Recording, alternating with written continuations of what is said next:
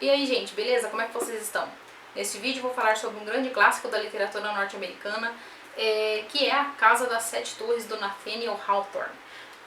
Vocês devem reconhecer o nome desse homem. Ele foi o cara que já entrou aí no mundo da literatura botando o pé na porta com A Letra Escarlate, que é um dos grandes clássicos da literatura norte-americana. E esse é o segundo livro dele, né, o segundo romance. Então ele escreveu A Letra Escarlate em 1850 e em 1851 ele lançou A Casa das Sete Torres, que é aí esse romance gótico norte-americano, um gótico mais puxado para o psicológico, ou seja, aqui nós temos uma casa grandiosa que está em decadência, temos também fantasmas que ainda estão vivos, né, essas pessoas que ficam vagando aí, sonhando com um passado muito melhor. E que não fazem basicamente muita coisa hoje em dia, porque eles não têm lá muita capacidade para sobreviver nesse nosso mundo. E é isso. Aqui nesse livro, Nathaniel Hawthorne vai retornar a um tema que lhe é muito caro, que é o tema da caça às bruxas, que é o tema das bruxas, né? E da caça às bruxas e da culpa que as pessoas gananciosas tiveram aí nesse processo todo. Se em A Letra Escarlate ele trouxe toda essa ostracização de uma pessoa, essa caça às bruxas de uma forma diferenciada, aqui nós temos uma lenda de família que recai aí sobre o patriarca dessa família aqui da Casa dos Sete Torres, que no caso são os Pynchon. Eu pesquisando sobre esse livro, encontrei que o Nathaniel Hawthorne ele se inspirou na própria família para fazer este livro.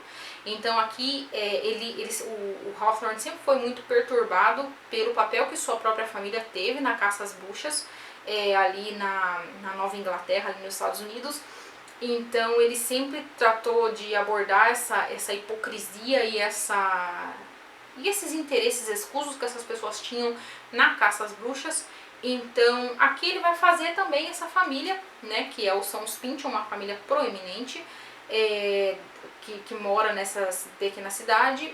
E o patriarca dessa família, um homem que já morreu há uns 200 anos, essa história já vai ser contada no primeiro capítulo, né, chama A Velha Família Pynchon. Então vai dar esse panorama de quem são essas pessoas. E esse homem, né, o patriarca dessa família, ele era um general, se não me engano, ele era um cara ali do alto escalão do exército, e ele botou na cabeça que ele queria uma determinada terra que pertencia a um homem pobre chamado Matthew Mole, e essa terra era muito rica, porque tinha um riacho ali, um rio, que era muito límpido, muito importante para todo mundo, né? Então, ele queria essa terra, só que o Matthew Mole não queria vender. Então, não importava quanto dinheiro esse homem, esse Pynchon, tinha oferecido pelas terras dele, ele se recusava a vender. Então, o que ele fez foi, ele pegou ali o Santo Ofício, que de santo não tem nada, e teve a belíssima ideia de dizer que Matthew Mole era um feiticeiro e que ele estava atentando ali contra a vida dos bons cidadãos cristãos, né? Então, Matthew Mole, pobre homem, de fato mesmo, porque ele era bem pobre, ele é preso e é acusado e passa por aquele processo ridículo de admissão de culpa, né, do Santo Ofício, e ele é considerado um feiticeiro mesmo que o pobre homem não tenha conseguido fazer uma feitiçaria nem para ficar rico. Em todo caso, ele é ali condenado, e antes de morrer ele lança uma maldição sobre os Pynchon. Fala que todos eles vão morrer, todos os homens, todos os herdeiros da família vão morrer com a boca cheia de sangue. Beleza, General Pynchon fica de boa, porque ele é um homem muito viril, ele não liga para bruxos, e vai embora, e faz a Casa das Sete Torres dele, manda construir, e ele é tão descarado que, além dele ter roubado a terra dos Mole, ele ainda pede para o filho do Matthew Mole, esse feiticeiro, para ele construir a casa, porque vejam bem, o filho desse homem era um construtor muito bom, ele sabia fazer casas maravilhosas. Então, né, fazer o que, né? Ele pega e fala, bom filho, eu mandei matar seu pai, mas quem se importa? Por favor, venha aqui construir a minha casa. Esse homem vai, porque afinal de contas o pai dele já está morto, não há nada que ele possa fazer. Ele precisa de dinheiro, então ele vai lá, constrói a Casa das Sete Torres. E quando está toda pronta, toda maravilhosa, o general vai chamar a cidade inteirinha para fazer parte da inauguração dessa casa. E na data da inauguração, tá todo mundo lá festando e todo mundo percebe que, ué, cadê o general Pynchon? Quando vão no escritório dele, o homem está morto, com a boca cheia de sangue, o colete todo cheio de sangue. Então, todo mundo vai saber, todo mundo vai dizer para todo mundo que a feitiçaria ali do Matthew Mole deu certo e que os Pynchon estão amaldiçoados para o resto da vida. Outra coisa a dizer sobre os Pynchon é que eles são tanto quanto delirantes. Eles acham que eles têm o direito a uma terra que é quase mítica, porque ninguém nunca nem viu, né? Mas a lenda que ronda essa família é de que o general Pynchon tinha no escritório dele um documento que comprovava que ele era dono dessas terras, terras que pertenciam aos indígenas e que o rei da Inglaterra, né, antes, quando os Estados Unidos eram uma colônia, tinha dividido, né, a terra dos indígenas, como sempre, né, e tinha doado para esse bando de branco doido. E daí o Pynchon aqui, ele teoricamente, segundo a lenda da família, tinha direito a uma terra ali que daria uns 2, 3 estados juntos. E todo mundo, todos os Pynchon têm toda essa ideia de grandeza na cabeça baseada nessa lenda. Ninguém nunca nem viu esse documento. E o herdeiro ali direto do patriarca, do que morreu, acha que o pai não teve tempo ali de passar o documento para ele. E todo mundo leva essa história como se fosse uma coisa certa. Então todo mundo tem essa delirante ideia de que eles são muito melhores do que qualquer pessoa, que eles são muito mais ricos do que qualquer outra pessoa. Então eles vivem muito acima dos padrões dele e o que acontece é que a cada geração essa família vai ficando mais pobre, mais decadente, porque ninguém trabalha aparentemente aqui. Todo mundo vive dos louros desse dinheiro que o general tinha e dessa ideia de que um dia eles vão encontrar esse documento e esse documento vai valer muito e eles vão ser muito, muito ricos. Mas vai passando os anos, vai passando um século e ninguém nunca nem vê esse documento. Até que chegamos aí na nossa personagem principal, uma das nossas personagens principais, a senhorita Hepzibah Pynchon, que é uma senhora já. E ela nasceu no meio desse povo delirante. Então ela ouviu a vida dela inteira que ela era uma grande coisa, né? Que ninguém estava aos pés, que ninguém podia se colocar aos pés dela em riqueza e importância, mesmo que a casa estivesse literalmente aos pedaços. E é isso, sabe? Ela viveu por muito tempo nesse mundinho de fantasia. Porém, como ela vê que ela está para passar fome, ela decide abrir ali uma vendinha na casa e ela fica mortificada, porque ela fica pensando o que os antepassados grandiosos dela pensariam ao vê-la, a senhorita Hepzibah Pynchon, vendendo coisas como uma pessoa comum, trabalhando como uma pessoa comum, né? E ela fica mortificada, mas fazer o que, né? Ou ela faz isso ou ela vai morrer de fome. E tem um outro ramo dessa família Pynchon, que é um primo da Hepzibah, que é o juiz Pynchon. E esse homem é muito rico. E ele, aparentemente, bota um medo na Hepzibah, que é um negócio assim de louco. Toda vez que ele passa, ela meio que se esconde, ela se recusa a cumprimentá-lo. Então tem uma história aí. Essa história é cheia de segredos e coisas não ditas. Então é bem interessante a gente ir descobrindo o que está rolando aqui. A Hepzibah teve um irmão chamado Clifford. Ela tem um irmão, na verdade, né? E o Clifford, ele foi acusado de assassinar o tio que os criou, após a morte dos pais da Hepzibah e do Clifford. Então esse tio criou os dois, né? Criou os três, na verdade, porque criou o juiz Pynchon também. E criou esses três. E então ele foi assassinado. E toda a culpa caiu sobre Clifford. Portanto, Clifford está na prisão, cumprindo pena aí cumprindo a pena dele. A história aqui da Hepzibah vai começar quando ela tá abrindo essa vendinha e também quando vai chegar a Phoebe, que é essa parenta, né, aquele parente dos Pynchon da em árvore. E ela morava no campo, só que ela veio aí morar com a Hepzibah, porque a mãe da Phoebe, se casou de novo e ela meio que não suporta o marido novo da mãe dela. Então ela, bom, vou morar lá com a minha prima idosa e xaropenta, porque, né, o que fazer da vida. Então Phoebe vai chegar nessa casa das 7 torres, essa casa de fantasmas vivos, né, porque a pobre Hepzibah nunca sai na rua, ela faz anos que ela não sai na rua. As pessoas passam ali, deixam as comidas para ela e tal, e o vendeiro deixa os produtos ali, mas ela nunca sai. Então é uma verdadeira casa assombrada por essas pessoas vivas. E a Phoebe vai chegar nesse lugar, né, e ela vai começar a ajudar a Hepzibah com a vendinha, vai meio que tomar para ela ali essa incumbência porque a Rape Ziba é péssima nisso. O narrador dessa história é uma das melhores coisas desse livro, porque ele é muito engraçado. Então ele vai tomar o tempo dele para fazer descrições muito acuradas da personalidade de cada um desses personagens. Ele é muito mordaz também, além de irônico. Então ele vai tomar umas liberdades e vai fazer umas suposições sobre esses personagens, meio que colocando o leitor ali no caminho para você desconfiar, sabe? Por exemplo, quando ele vai descrever o juiz Pynchon, ele vai falar que esse homem, ele iluminava o lugar quando ele passava, assim, o sol meio que até se escondia diante do brilho desse homem. Ele passava na rua e o sorriso dele era tão incrível e acolhedor para todo mundo. Mas o juiz Pynchon é um grande de um falsário, então o narrador ele vai te dando essas dicas para você ficar, esse homem parece que é legal, mas não se engane, ele é um pilantra. Então, tipo, é bem interessante. A Rape Ziba, por exemplo, ela é uma mulher da cara muito fechada, mas coitada dessa pobre mulher, ela é muito feia, ela é descrita aqui como muito feia e todo mundo se assusta com a cara dela. Mas, além de, claro, tem um problema genético ali de feiura, ela também tem um problema nos olhos, então ela é quase cega. Então, ela faz um esforço tão grande para enxergar que o rosto dela inteiro fica enrugado no esforço que ela faz para enxergar. Então a coitada não tem descanso. Todo mundo acha que ela tá fazendo cara feia, mas na verdade ela tá tentando enxergar alguma coisa. Então o narrador ele vai tirando esse sarro do personagem e a gente vai tirando um sarro junto e você vai começando a se apegar a essas pessoas. Além da Rape Ziba, do juiz falsário lá, o Pynchon, e do... quem mais que eu falei? Do Clifford, né, que é o irmão da Rape Ziba. Nós temos também o Holgrave, que é esse cara, que ele é meio assim que...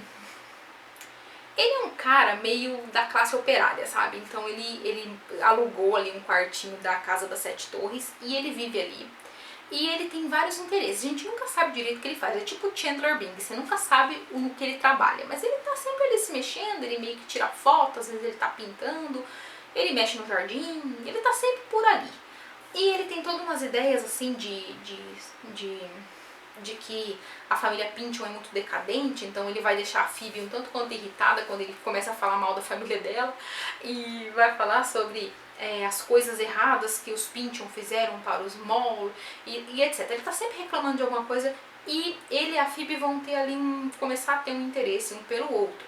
Em todo caso, esse livro faz parte daquela tradição em que o entorno, né, e a casa, ela meio que... a casa é viva, então ela vai ali se apoderar da subjetividade desses personagens e ela vai tendo essas modificações. Um determinado dia, quando a Phoebe está ali se ajeitando ainda na casa, né, tá começando a conhecer a Rape Ziba e tal, ela percebe que a Rape Ziba tá esperando uma outra pessoa e a Rape Ziba tá com muito medo, como se fosse um fantasma. E no outro dia ela vai descobrir que tem uma outra pessoa morando ali. E é o Clifford, o irmão que acabou de cumprir a pena por ter assassinado o tio. Então vai viver esse povo cheio de segredos e cheio de histórias mal contadas nessa mesma casa. E todo mundo ali tem alguma coisa que não dá certo, exceto a Phoebe. A Phoebe é uma pessoa que ilumina tudo. Então, gente, eu tive que parar esse vídeo porque a bateria descarregou.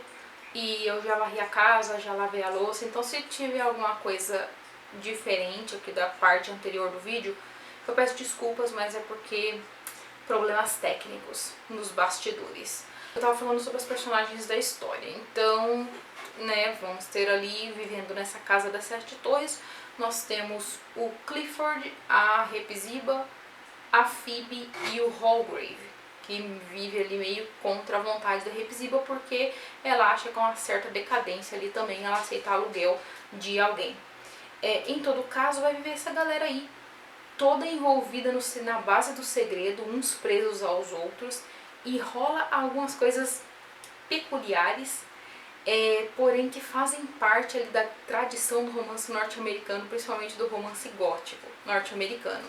Então temas como incesto, como assassinato familiar ali, vai rolar aquele monte de trairagem que a gente vê em romances, por exemplo, como os do William Faulkner, maravilhoso, sensacional, e aqui vai ter tudo isso. Outra parte interessante é como o espaço se modifica de acordo com os personagens. Então, no começo da história, nós temos essa casa toda sinistra, cheia de mato entrando pelas janelas e detonando o telhado, e uma coisa bem sombria, bem escura. Porém, quando Phoebe, toda solar, chega nessa casa, ela vai modificar tudo com a presença dela. Então a casa vai se tornar florida, vai começar a florescer, ela vai tomar conta do jardim, ela vai dar uma limpada ali nas janelas, e ela vai tomar conta da vendinha ali que a Hepzibah tinha criado. Porque a Hepzibah espantava clientes, e Phoebe, todo mundo gosta de Phoebe.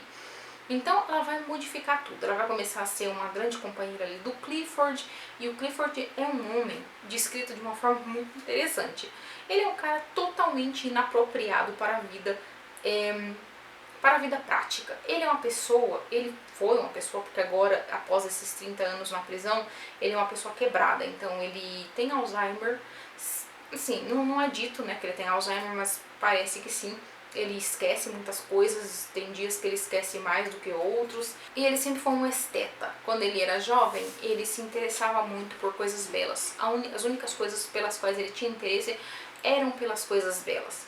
Então, ele era um cara difícil. Ele é, inclusive, né, mesmo idoso, ele ainda é uma pessoa difícil, porque uma pessoa que só se interessa por coisas belas vai ter muitas dificuldades no mundo real, no mundo palpável.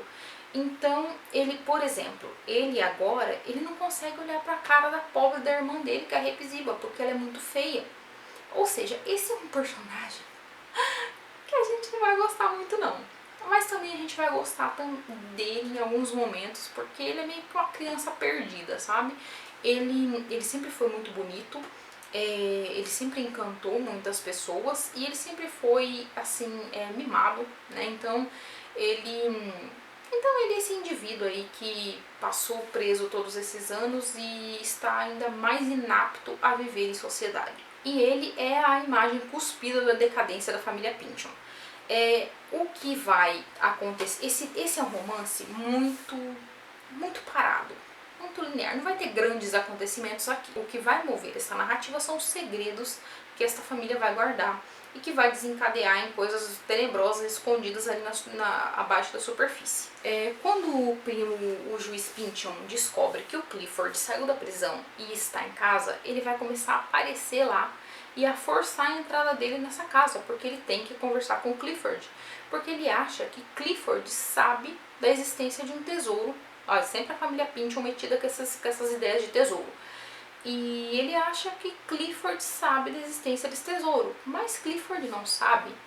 E quando o juiz começa a impor a sua presença na casa, as coisas vão ficando cada vez mais difíceis, até que acontece uma situação tenebrosa lá, que vai ser o grande clímax, vai culminar aí nesse clímax desse livro. O Nathaniel Hawthorne é um dos grandes autores norte-americanos, segundo o crítico muito famoso, muito petulante, Harold Bloom. Até hoje eu tenho uma relação muito difícil com Harold Bloom. Ai, nossa, ele deve estar perdendo o sono dele, né? Aliás, eu não sei, será que ele está vivo ainda? Quando ele escreveu esse livro, ele estava com 84 anos, segundo ele disse. Então, eu não sei. Sei lá. Acho que ele morreu. Acho que ele morreu. Enfim, se ele não morreu, ele deve estar perdendo o sono dele, porque eu tenho problemas com ele, né? Em todo caso, esse homem é um tanto quanto petulante. Ele é meio cheio de querer excluir pessoas da grande literatura, né? Em todo caso, eu gostei bastante do que eu li desse livro aqui. E ele vai falar que dentre os grandes autores da tradição do romance norte-americano, ele vai falar que o Hawthorne é um deles. Então, esse aqui é o livro O Cânone Americano, o Espírito Criativo e a Grande Literatura. E ele vai falar do Hawthorne, ele vai falar da grande obra-prima do Hawthorne, que é A Letra Escarlate, mas ele vai falar também sobre A Casa das Sete Torres, que para ele é o segundo maior livro do Hawthorne. Eu achei interessante ele falar sobre as personagens femininas, porque o Nathaniel Hawthorne, ele sabia construir muito bem personagens femininas. A força sexual dessas personagens era uma grande força motriz das personagens. Então, eu vou ler um trechinho aqui que eu achei interessante. Hawthorne celebra a vitalidade sexual das mulheres como força potencialmente salvadora, tragicamente limitada pela inadequação masculina e pelas convenções sociais. Ou seja, todas essas mulheres aí tendo a possibilidade de viver plenamente, porém sendo restritas por conta de todas essas condições sociais. Ele está falando sobretudo da Hester, né, que é da Letra Escarlate, mas aqui a gente pode puxar isso daí para Phoebe. A Phoebe é uma personagem muito interessante, muito diferente. Eu acho que eu nunca vi uma personagem como Phoebe do século, tendo sido escrita no século XIX, século XVIII, XIX. Aqui, a Phoebe é uma personagem adorável e muito pé no chão. Ela não gosta das tolices que a família dela vivencia. Então toda aquela ideia de maldições, de tesouros, ela não dá a mínima, ela não poderia se importar menos. Para ela o que importa de fato é a realidade, é a vida real. Então ela é a grande âncora dessa família de doidos. Ela tá sempre ali para puxar a galera para a realidade. Então ela não tá muito interessada em filosofias. Quando Holgrave, que é esse cara, começa a filosofar falando que porque as diferenças sociais, porque a sua família é um bando de sanguessuga, que é verdade, né? Um bando de sanguessuga que foram super injustos com os mortos. Ela não poderia se importar menos, sabe? Para ela, as coisas são como são. Fazer o quê? Ela não tem culpa dos antepassados. O que eles podem fazer é viver com o que eles têm agora. E é isso que ela fala. Então ela é uma personagem muito interessante de se acompanhar. Esse livro como um todo é muito interessante. Tem um capítulo aqui que a gente fica pensando, meu Deus do céu, Nathaniel, qual é o seu problema? Por que você está falando tanto sobre esse assunto? E até agora eu não cheguei na conclusão, mas qualquer dia eu vou reler esse capítulo para ver se eu não deixei passar nada mesmo.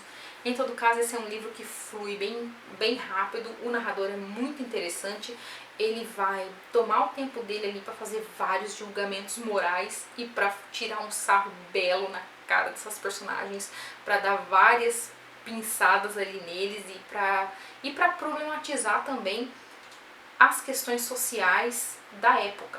Né? Então eu comentei que ele era muito caro a ele essa questão da bruxaria, né? da perseguição, da caça às bruxas.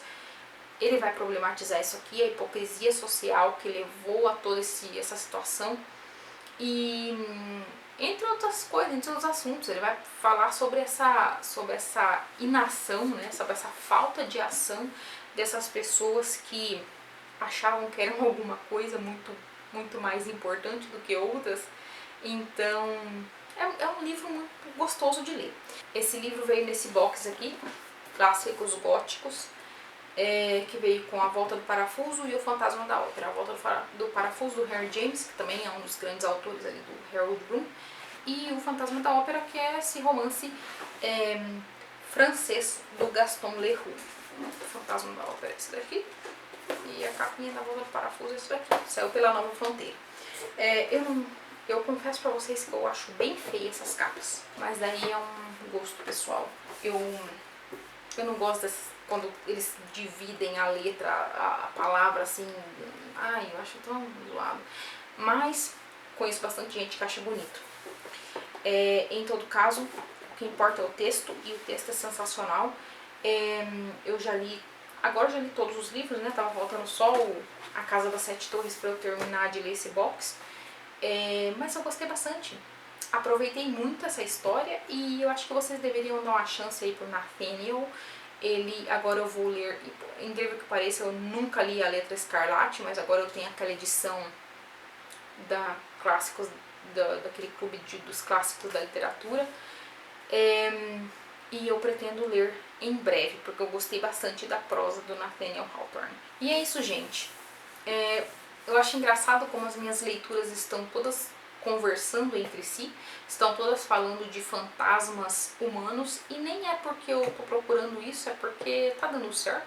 Eu li também da Shirley Jackson aquele livro espetacular, O Sempre Vivemos no Castelo, e eu até pensei em fazer um vídeo desses dois livros juntos, mas eu achei que Sempre Vivemos no Castelo merece um negócio separado, depois eu falo pra vocês por quê. Mas que livro é aquele. Já fica aqui uma dica para vocês aí verem e comprarem se quiserem. Em todo caso, os links para esses livros estão na descrição do vídeo.